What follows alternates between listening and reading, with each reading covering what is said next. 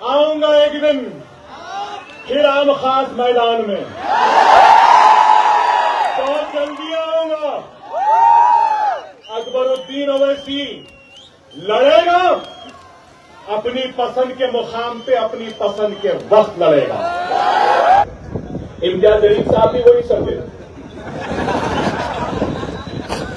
कि आपके दवाखाने ये स्कूल एक ही है। माफ करना इम्तियाज जलील साहब, मंजिल साहब की जमात है। क्या अकबरुद्दीन ओवैसी आज ये स्कूल, ये एजुकेशनल कैंपस का फाउंडेशन स्टोन रखा है तो सियासी मकसद के लिए रखा है। मैं बताना चाहता हूं उनको, इसके पीछे कोई सियासत नहीं है।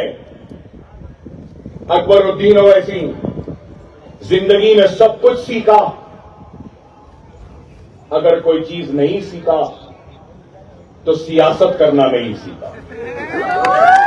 1 साल नहीं, 2 साल नहीं, 3 साल नहीं, 4 साल तक मैंने अपनी एमएलए की तनख्वाह को हाथ नहीं लगाया और उसके बाद 50 लाख रुपये जमा हुए तो उन 50 लाख रुपयों से एक टूटा फुटा छोटा मोटा स्कूल तामीर किया। अगर औरंगाबाद को आया हूं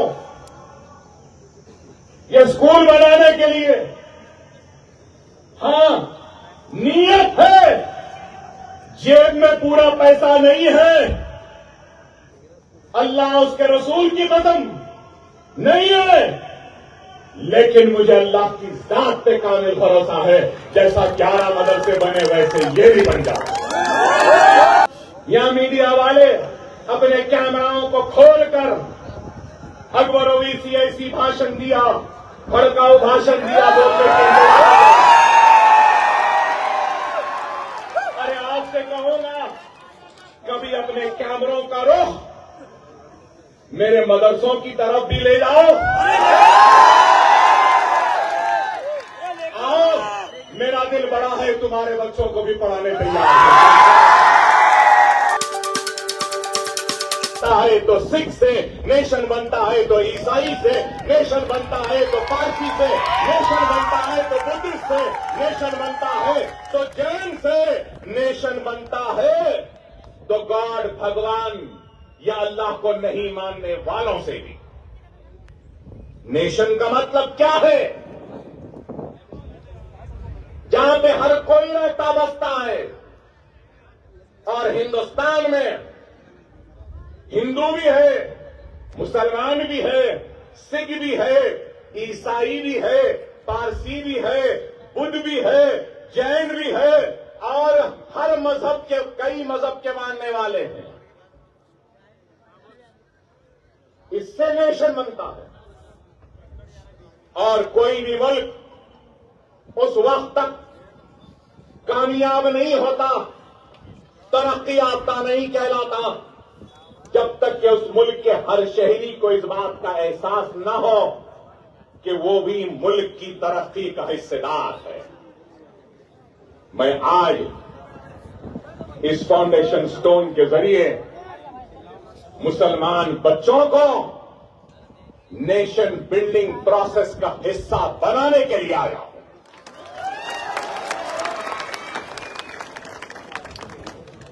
हिंदू भी आगे बढ़े, मुसलमान भी आगे बढ़े, सिख भी आगे बढ़े, ईसाई भी आगे बढ़े, पारसी भी आगे बढ़े, बुद्ध भी आगे बढ़े, जैन भी आगे बढ़े, तो तभी ये मुल्क दुनिया का सुपर पावर बनेगा।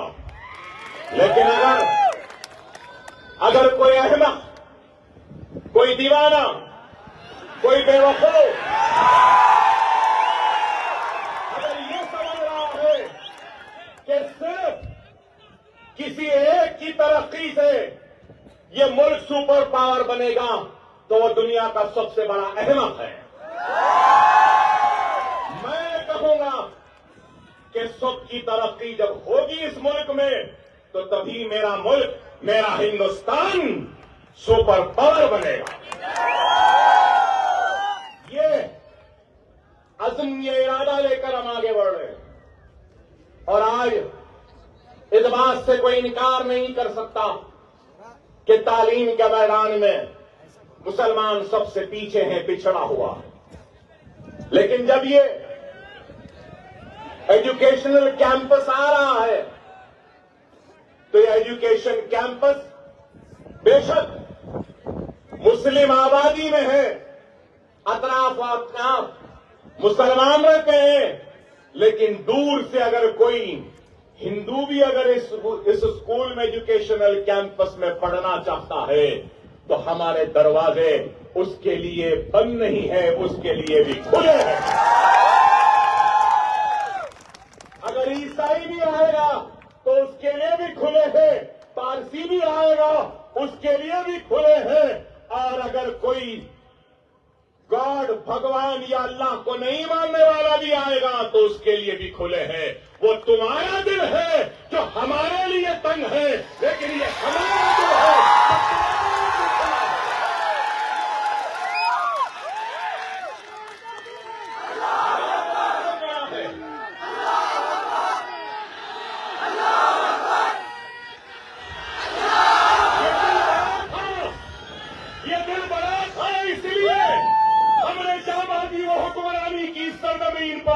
हमने दिलों को जीतकर अपने वसी दिल में हर किसी को जगह दी, इसलिए आज दुनिया शहनशाह अकबर को भी याद करती है, शहनशाह बाबर को भी याद करती है। ये वसी दिल ही था, लेकिन आज आपको और हमको इस बात पे गौर व फिक्र करनी होगी कि तालीम में आज क्या है। अगर आप 7-8 साल पुराने अगर मेरे तकारीर को सुने हैं तो मैं बराबर बताता था उसमें कि कितने ग्रेजुएट थे, कितने मुसलमान ग्रेजुएट हो रहे हैं। मैंने अपने तकरीर में बताया कि कितने ड्रॉप आउट्स हैं। मैंने महाराष्ट्र के हर तकरीर में बताता था कि महाराष्ट्र में कितने आईएएस मुसलमान, कितने आईपीएस मुसलमान, कितने आईएफएस मुसलमान, कितने आईआरएस मुसलमान। हालात बहुत खराब है।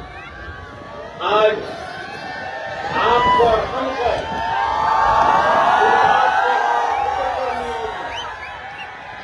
कि अगर हम हालात का मुकाबला करना चाहते हैं तो जज्बाती तकारीर, जज्बाती नारों या फिर चीखने या चिल्लाने से कुछ नहीं होगा। हम हालात का मुकाबला अगर कर सकते हैं तो याद रखो, इल्म से कर सकते हैं, इल्म की दौलत से कर सकते हैं, इल्म की ताकत से कर सकते हैं।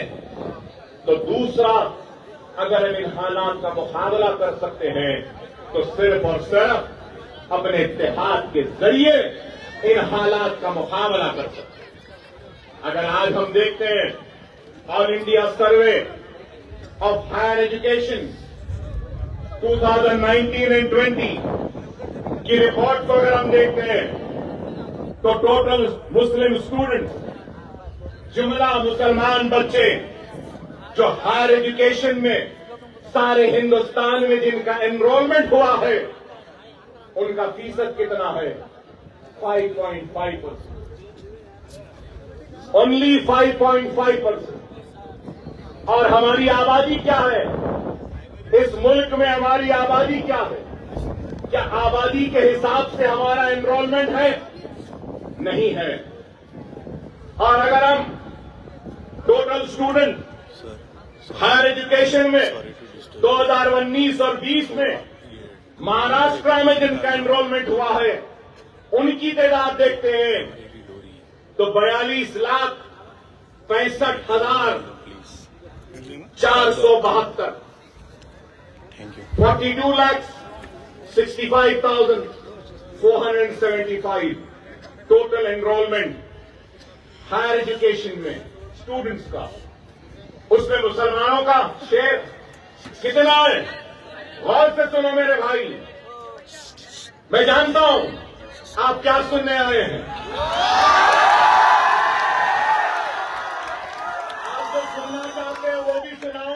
लेकिन सारे मैं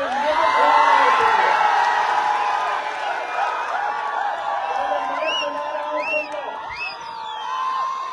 42,65,472 टोटल एनरोलमेंट में से मुसलमानों का enrolment 1,66,228 1,66,228।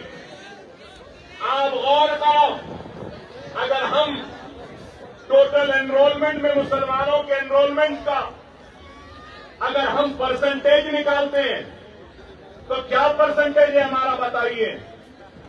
Higher education in year 19 and 20 अगर हम जिस रियासत से मैं आया हूं, जहां से मैं आया हूं, अगर वहां देखते हैं तो 19 और 20 में 13,89,603 स्टूडेंट्स का एनरोलमेंट हुआ था, जिसमें से 1,21,918 मुसलमान थे।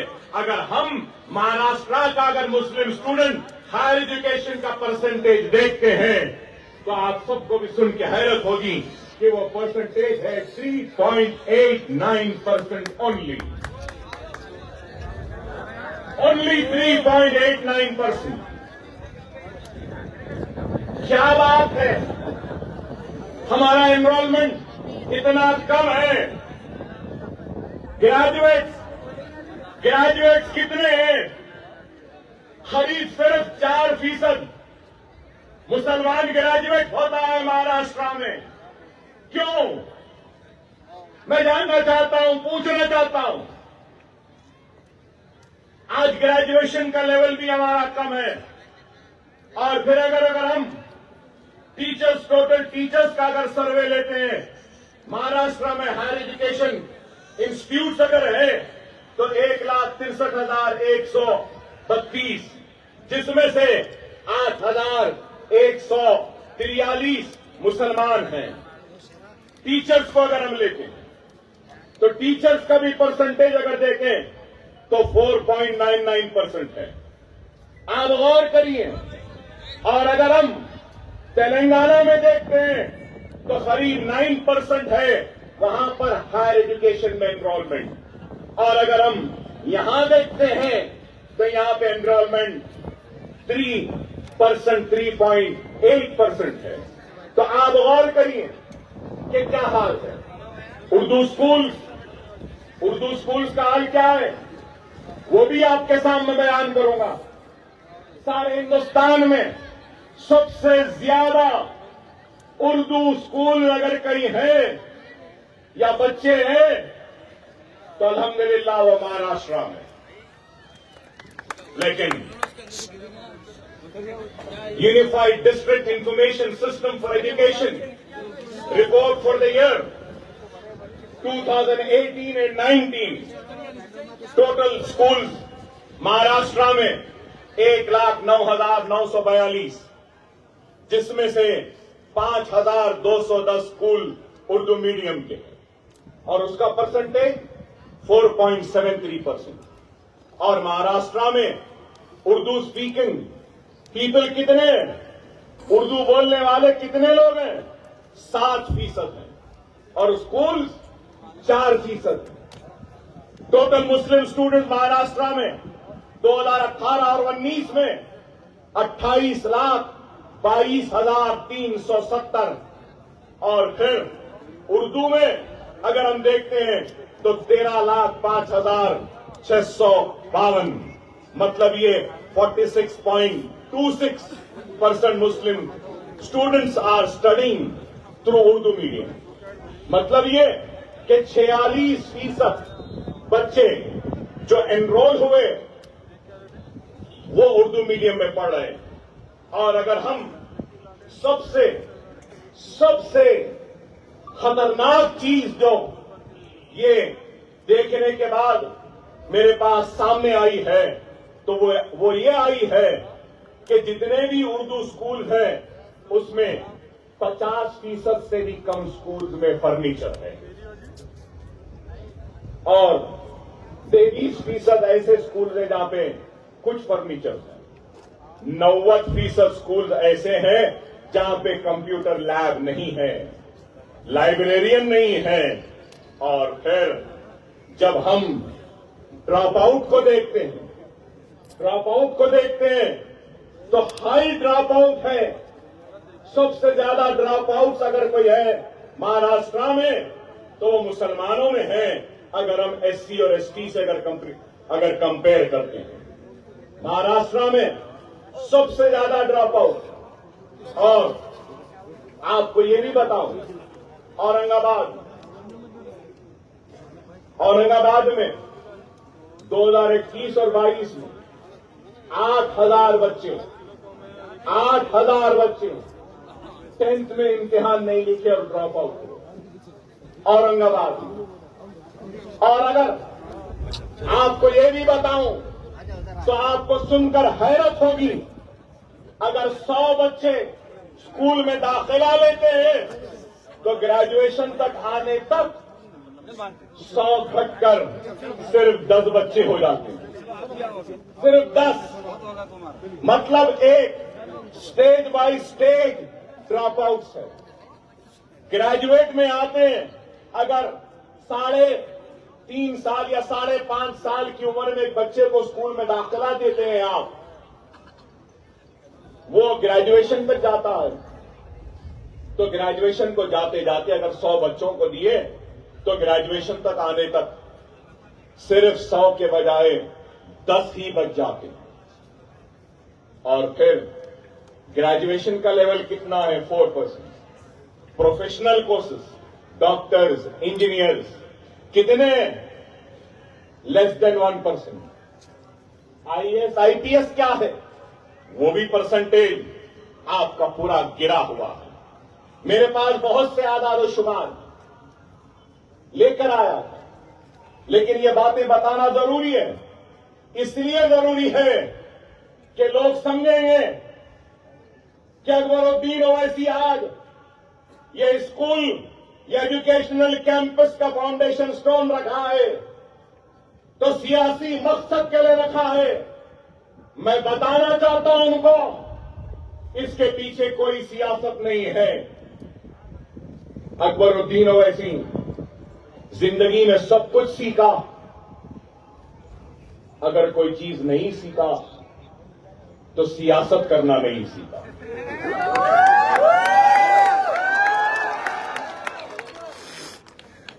सियासत मुझे नहीं आती, ना ही मैं कभी सियासतदान बनना चाहता था। मेरी कोई ख्वाहिश नहीं थी एमएलए बनने की, और आज भी नहीं है, ना कल रहेगी। वो और होंगे जिनको एमएलए या एमपी बनने की ख्वाहिश है, मिनिस्टर बनने की ख्वाहिश है तो सिर्फ यही है कि जब मरने के बाद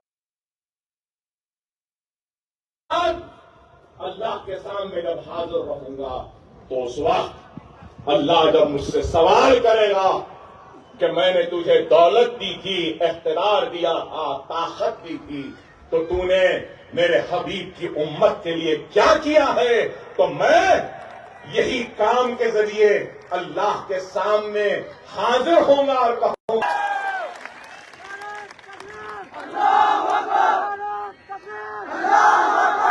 मैं कभी भी न शोहरत के पीछे भागा हूं, न कभी भी दौलत के पीछे भागा हूं, न कभी इख्तियार के पीछे भागा हूं। मुझे दुनिया में किसी का खौफ नहीं है, किसी से डरता या घबराता नहीं हो। सिर्फ डरता हो तो मेरे पाक परवरदिगार अल्लाह से डरता हो। अरे आज 11 स्कूल है हैदराबाद में। पहला स्कूल कैसे बना आपको मालूम?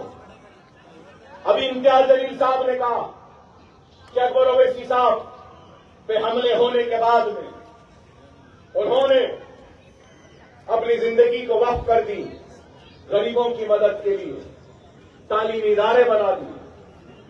मैं ये बात कहना चाहता हूं, मुझ पर हमला होने से पहले मुझ पे गोलियां लगने से पहले, चाकुओं के जरब लगने से पहले मेरे 2 स्कूल ऑलरेडी जब चलते थे। अगर मैं आज जिंदा हूं ना, तो शायद वो 2 स्कूल के बच्चों की दुआओं की वजह से जिंदा।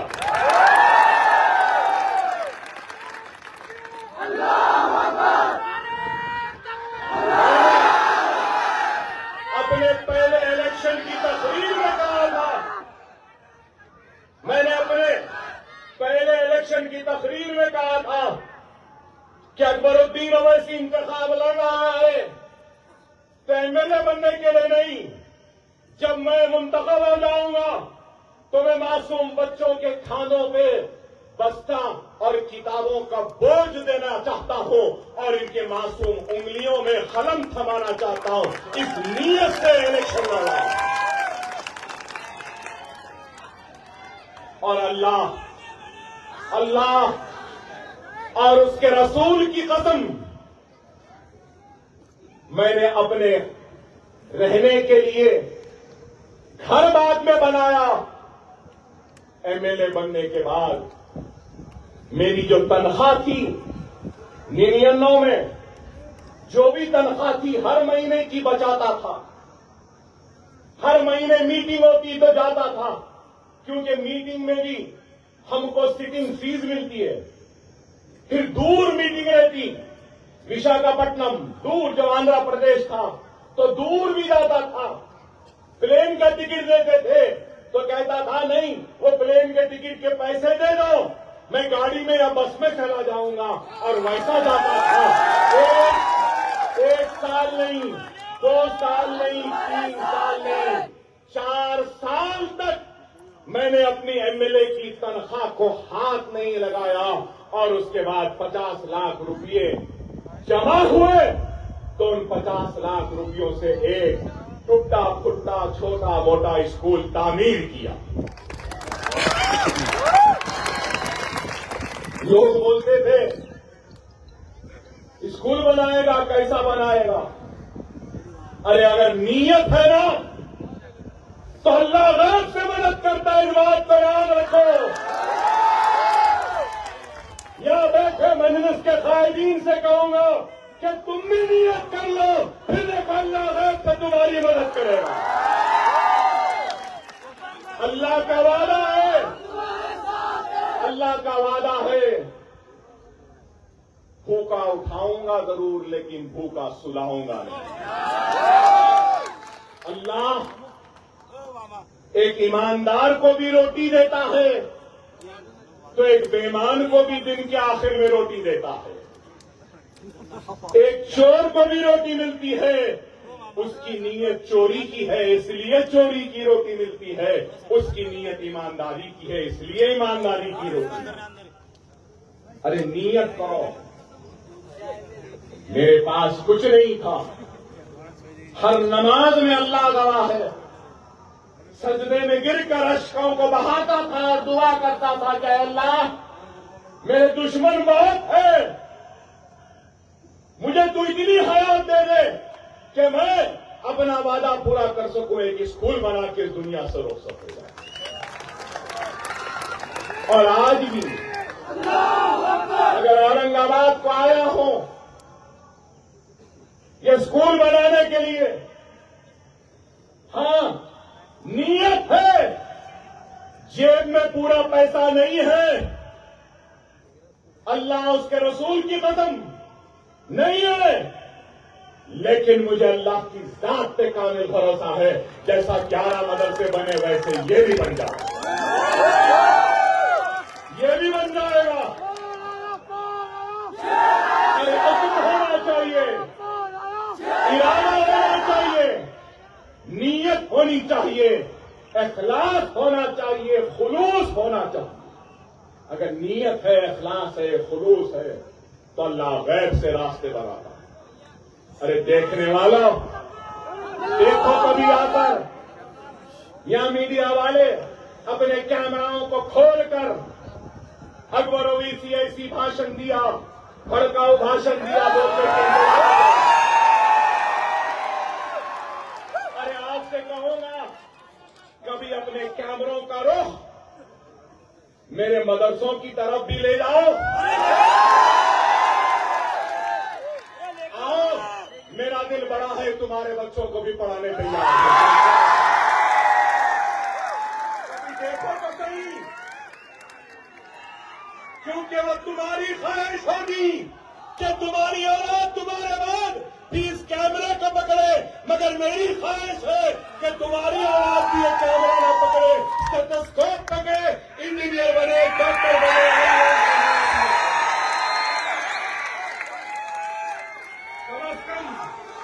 जाओ देखो, मेरा बल्लागुड़ा केजी का पीजी का कैंपस 2 लाख स्क्वायर फीट का है। टाटा, अंबानी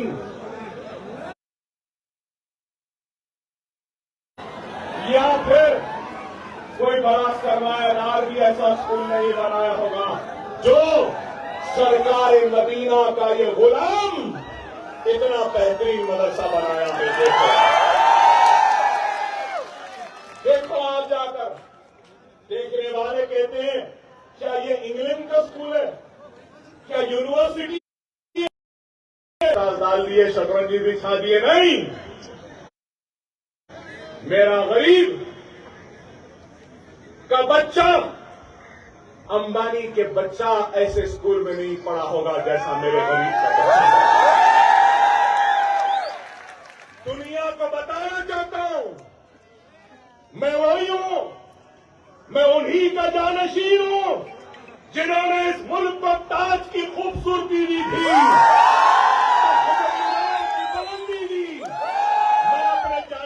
को शर्मिंदा नहीं करना चाहता। ऐसा वैसा स्कूल बनाकर मैं अपने आबा अजदाद को शर्मिंदा करना नहीं चाहता। ऐरा गैरा स्कूल बनाकर ताज की खूबसूरती के बराबर का स्कूल बनेगा, बन रहा है। कितने मंजिला इमारत है मालूम आपको? 11 मंजिला इमारत है। अब इंशाअल्लाह इरादा है एक 24 मंजिला भी बना। ऐसे नहीं है, हाँ नहीं है। अल्लाह का काम बाबा अल्लाह कराता है, बंदे नहीं करते। अल्लाह का काम अल्लाह खुद करता है। हम अल्लाह के मोहताज हैं, अल्लाह हमारा मोहताज है। अल्लाह का काम किसी के लिए रुकने वाला नहीं, खुदा ना समझे। और लोग समझते हैं कि ये स्कूल चल रहे हैं। इम्तियाज जलील साहब भी वही समझे कि आपके दवाखाने ये स्कूल एक ही है। माफ करना इम्तियाज जलील साहब, मंजलिस साहब की जमात है और मंजलिस के दवाखाने हैं, मंजलिस का मेडिकल कॉलेज है, मंजलिस का इंजीनियरिंग कॉलेज है, मंजलिस का एमबीए कॉलेज है, मंजलिस का एमसीए कॉलेज है, मंजलिस का नर्सिंग कॉलेज है, मंजलिस का फिजियोथेरेपी कॉलेज है, मंजलिस का ओवैसी हॉस्पिटल है, मंजलिस का असरा हॉस्पिटल है, मंजलिस का दारुस्सलाम है, मंजलिस का है। लेकिन ये स्कूल मंजलिस का नहीं, ये अकबरुद्दीन ओवैसी का अपना है।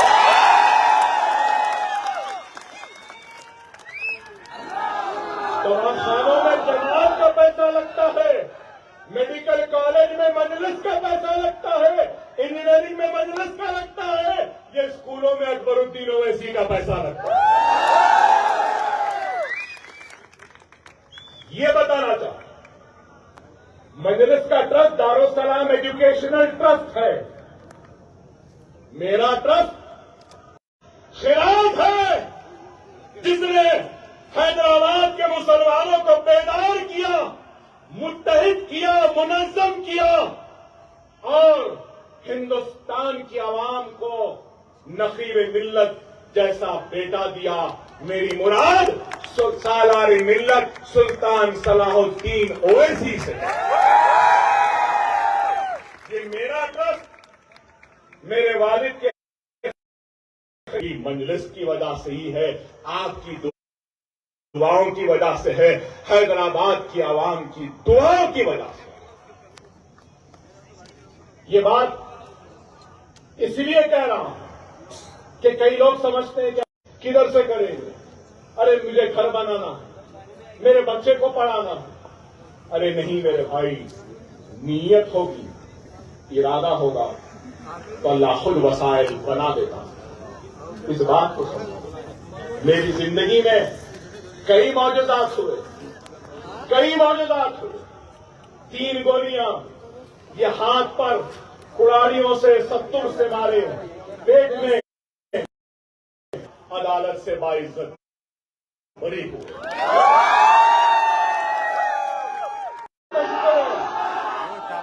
जब भी गोलियां लगी तो लोग समझे मेरी जिंदगी ऐसी है। पहला इलेक्शन लड़ा, किसके खिलाफ? 25 वर्ष का एमएलए था। लोग बोलेंगे बच्चा, छोटा बच्चा हराएगा।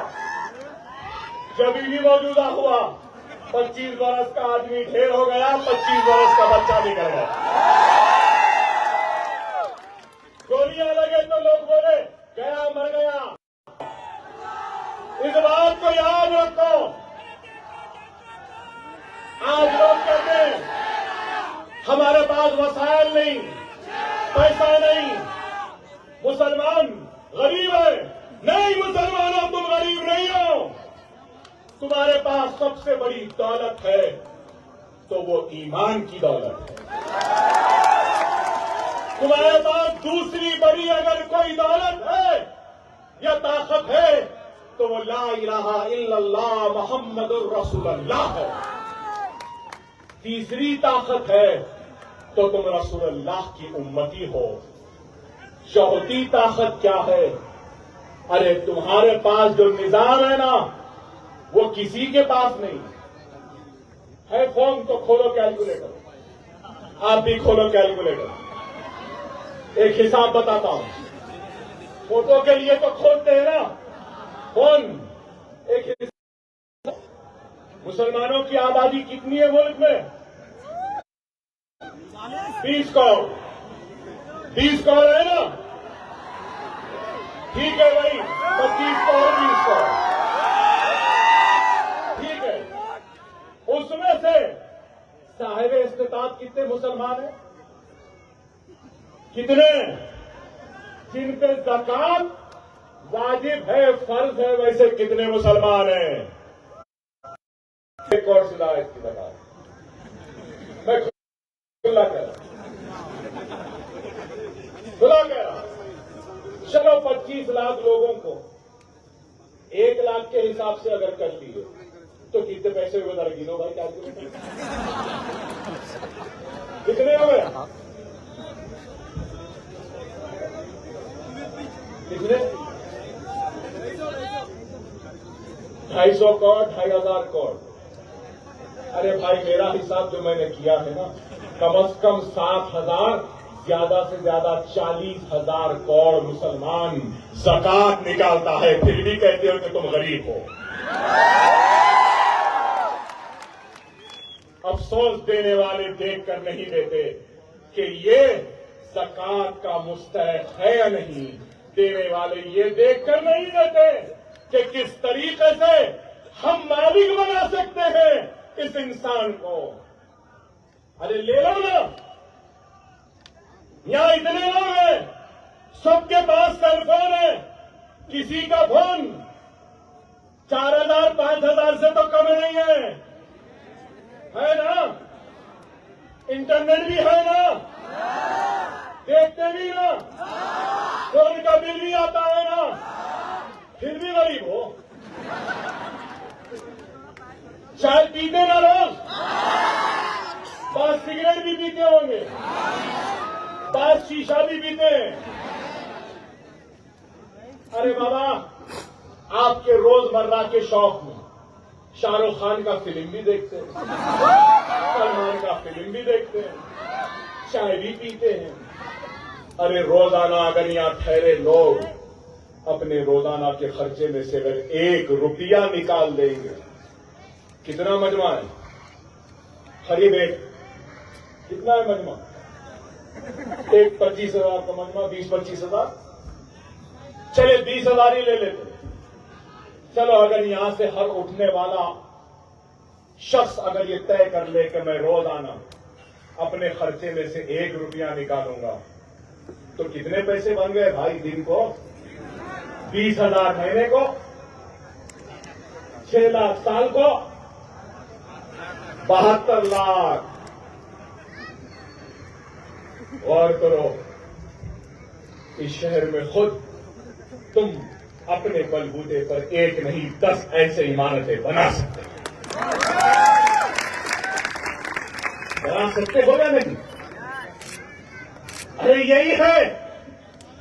अरे आज मुझे मेरे बचपन की एक नज़्म याद आती, आज के हालात पर। मैं जानता हूं आप क्या सुनना चाहते हैं, मगर आप जो भी सुनना चाहते हैं ना, उनके लिए कहूंगा, मैं जानता हूं आप चाय के बारे में सुनना चाहते हैं।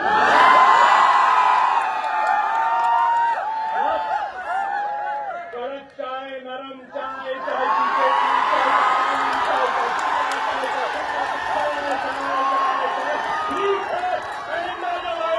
चाय जरूर नोश हो गई। अब ये सुनो क्या लिखने वाली हाली की नजर में मौजूदा हालात में क्या जबरदस्त चुस्ती है। सुनो, अगर कौम की खिदमत करता है, एहसान तू किस पर करता है? अगर कौम की खिदमत करता है, एहसान तू किस पर करता है? क्यों गैरों का दम भरता है? क्यों खौफ के मारे मरता है? उड़बान कमर क्या डरता है? फिर देख खुदा क्या करता है। जो उम्र मुफ्त में गुजरेगी वो आखिर को पछताएगा। कुछ बैठे हाथ ना आएगा, जो ढूंढेगा वो पाएगा। तू कब तक देर लगाए, ये वक्त भी आखिर जाएगा। उड़बान कमर क्या डरता है? फिर देख खुदा क्या करता है।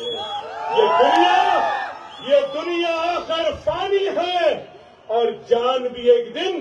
ये दुनिया आखिर फानी है और जान भी एक दिन जानी है। फिर तुझको क्यों है कर डाल जो दिल में ठानी है। जब हिम्मत की ज्वलानी है तो पत्थर भी फिर पानी है। उड़बान कमर क्या डरता है? फिर देख खुदा क्या करता है।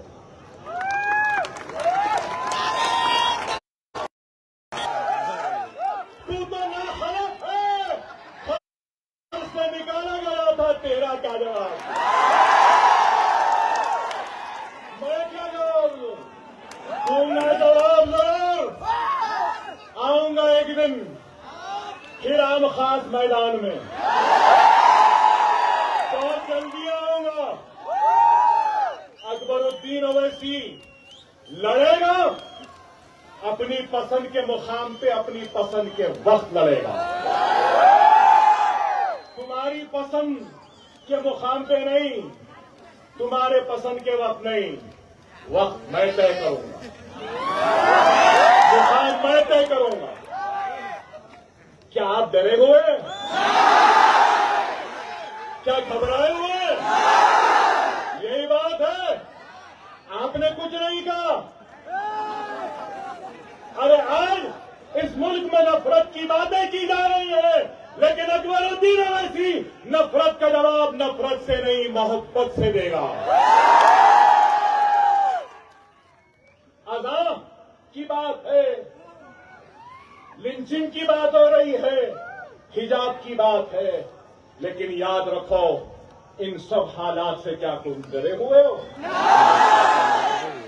करो क्यों कि तादाद में ताकत नहीं होती, इत्तेहाद में ताकत होती। 313 थे, इत्तेहाद था। 40 थे तो इत्तेहाद था। 30 थे तो इत्तेहाद था।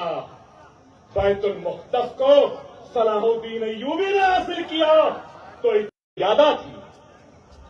बगदाद में लाशें सड़ती थी तो सड़ी हुई लाशों की बदबू, दिल्ली में लाश है तो लाहौर में उसकी बदबू आती।